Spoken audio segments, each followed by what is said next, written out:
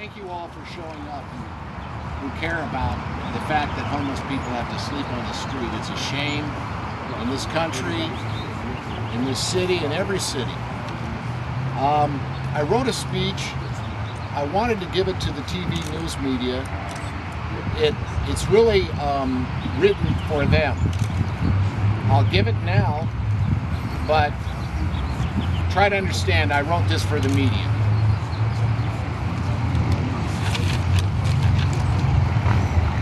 People forget that the homeless struggle on the street every day, but that their night is a nightmare. The homeless are America's untouchables, allowed to live and die on the street in front of our eyes while we ignore them and go about our business like good Germans, pretending that we don't see them suffering.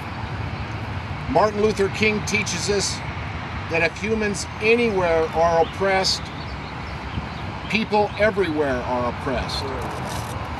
You can't have compassion and civil rights for housed Americans and deny support and criminalize thousands of American citizens who sleep on the ground in LA County because they are unable to house themselves. Regarding civil rights, Martin Luther King taught us that freedom delayed is freedom denied. Regarding the homeless, shelter delayed is shelter denied. King said, "We know through painful experience that freedom is rarely given voluntarily by the oppressor. It must be demanded by the oppressed," and that's what we're here for. And we'll be here again to demand rights, civil rights. Today is an opportunity for homeless citizens to speak out about their life on the street at night and demand shelter. 7 years ago, in 2002, the county's main homeless agency, LAHSA, created the Bring Home LA Commission. The commissioners boldly declared to the public that they would oversee the ending of homelessness in 10 years. 7 years later, it is clear that there is no visible change except a worsening of the situation for homeless people. There continues to be more deaths of homeless people on the street. Remember the homeless man who died when he was lit on fire on the sidewalk at night recently?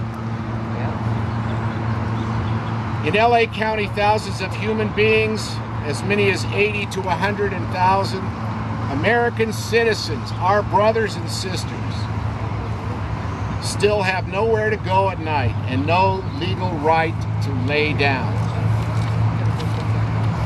It is clear to me now that government and nonprofit homeless agencies view their success only by how many programs they develop, not the overall percentage of homeless who still sleep on the ground.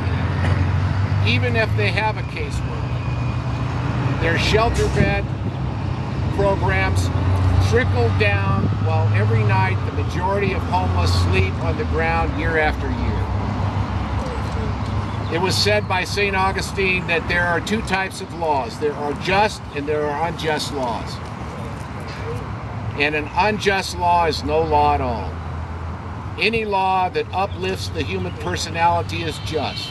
Any law that degrades human personality is unjust.